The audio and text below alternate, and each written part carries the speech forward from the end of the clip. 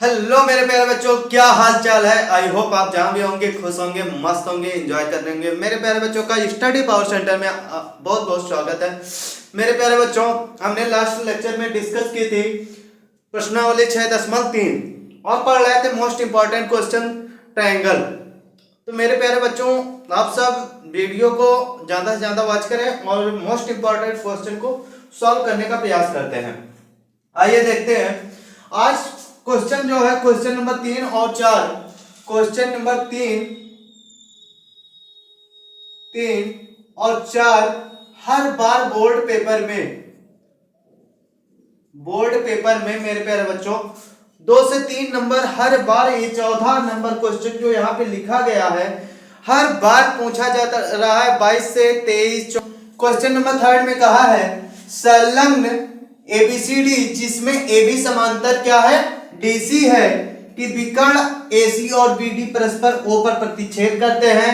दो त्रिभुज की समरूपता कसौटी का प्रयोग करके दर्शाइए। ओ ए अपन ओ सी इक्वल टू बराबर ओ बी अपन ओ डी है।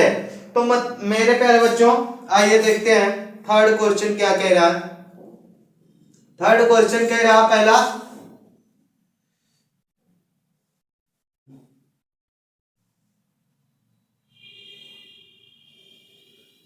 फिगर बनाते हैं।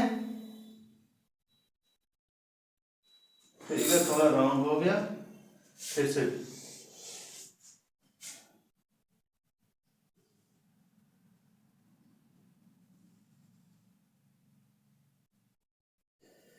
ठीक है,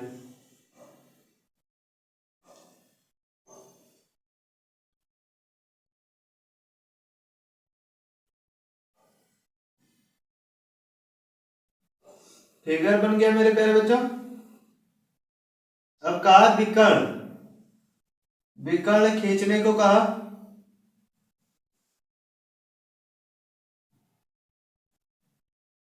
विकर्ण खींच उठा।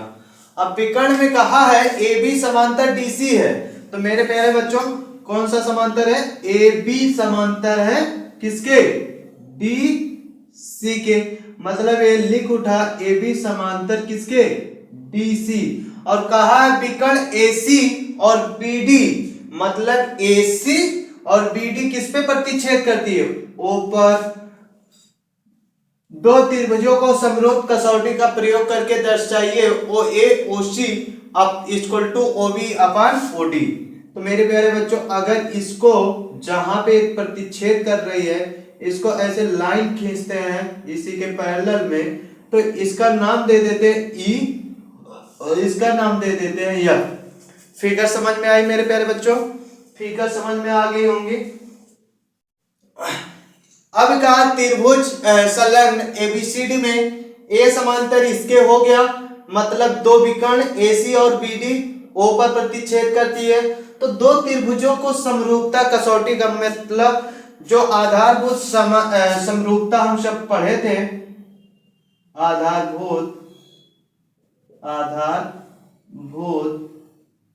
समानुपातिक, क्या है मेरे प्यारे बच्चों,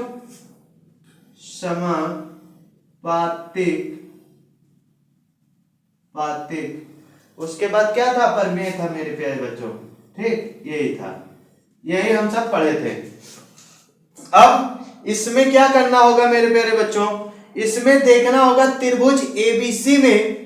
आइए देखते हैं त्रिभुज ए बी सी में, त्रिभुज एबीसी में मेरे प्यारे बच्चों क्या समांतर, त्रिभुज एबीसी में समांतर है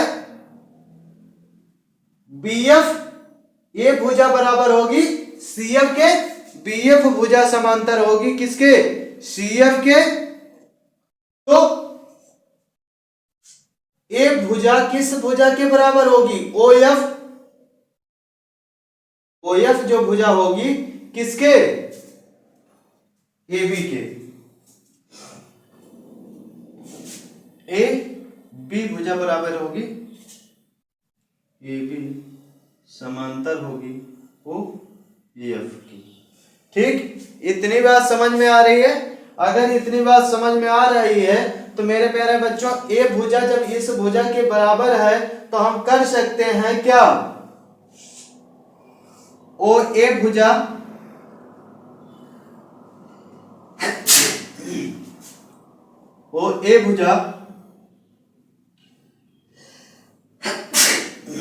सॉरी मेरे प्यारे बच्चों, ओ ए भुजा बराबर है किसके, ओ सी के। अब बी एफ भुजा किसके, सी एफ के, समीकरण फर्स्ट। अब इसी प्रकार मेरे प्यारे बच्चों त्रिभुज ले लेते हैं, एबीसी हो गया, बीसी डी में क्या कर लेते हैं, त्रिभुज बी सी डी में। अब बी सी डी में भुजा बराबर कौन सी होगी मेरे प्यारे बच्चों, बी ए भुजा तो इस भुजा के बराबर होगी, लेकिन ओ ई भुजा समांतर किसके होगी, ओ ए ओ हाँ ओ ई भुजा होगी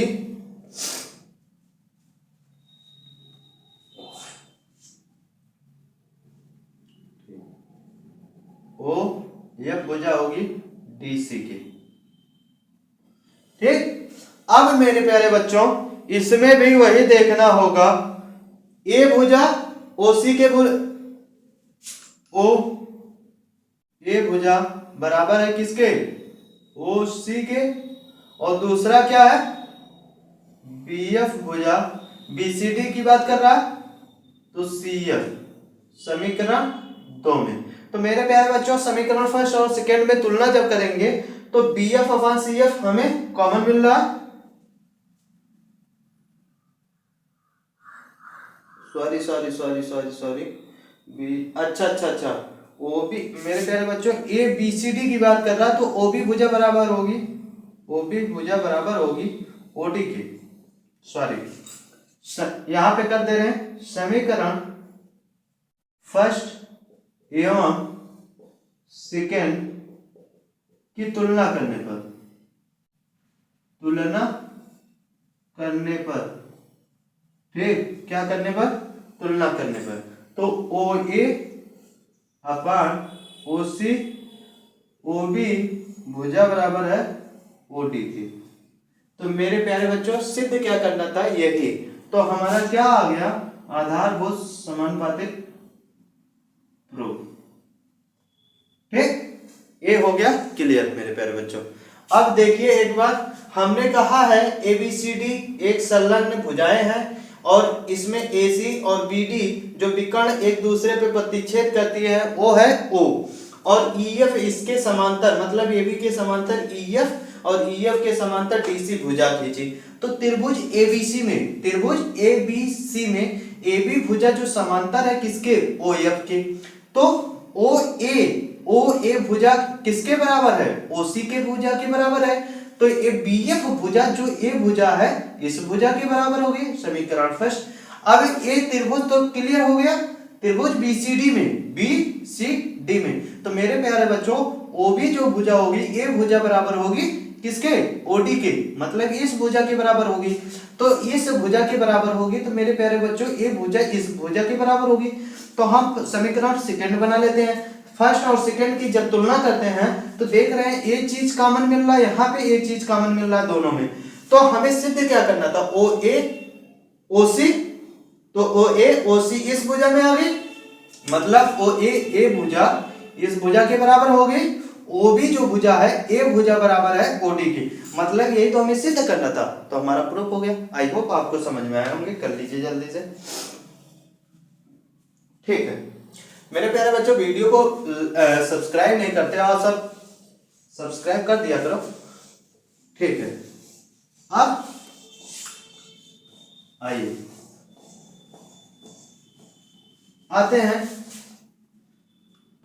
कह रहा है आकृति 6.36 में 6.36 में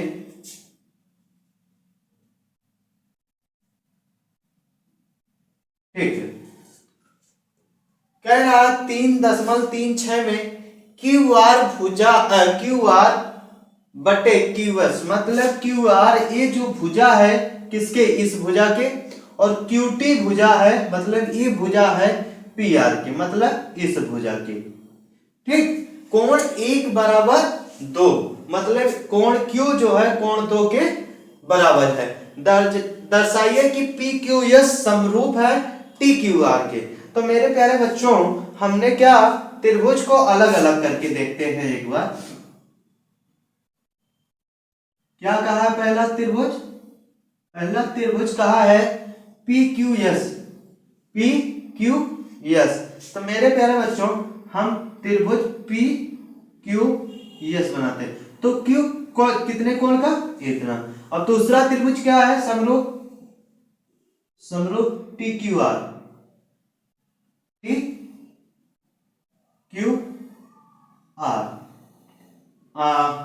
R इसमें कितने? 2 डिग्री। अब मेरे प्यारे बच्चों अगर इस दोनों त्रिभुज की बात करें तो PQS TQR, तो हमें एक चीज नहीं समझ में आ रही, कोण Q कोण तो बराबर नहीं है क्योंकि इसका एक कोण दे रखा है, इसका कुछ नहीं दे रखा है। अगर कोण P की बात करें, कोण T की, तो ये समरूप दिख रहे हैं, समान है, इसके इक्वल है। अब कोण S की बात करें, कोण R की बात करें, तो मेरे प्यारे बच्चों कोण R यहाँ पे 2 डिग्री दे रखा, कोण S कोई डिग्री नहीं दे रखा। अगर मेरे प्यारे बच्चों PQ भुजा बात करते हैं तो TQ यहाँ पे मिल रहा है, और QS भुजा बात कर रहे हैं QR मिल रहा है, लेकिन PS भुजा देख रहे हैं तो TR की बराबर हो रही है। अब आइए देखते हैं QR भुजा किसके? QS के, मतलब A भुजा इस भुजा के बराबर मिल रहा है, और QT भुजा मतलब A भुजा QT भुजा PR के।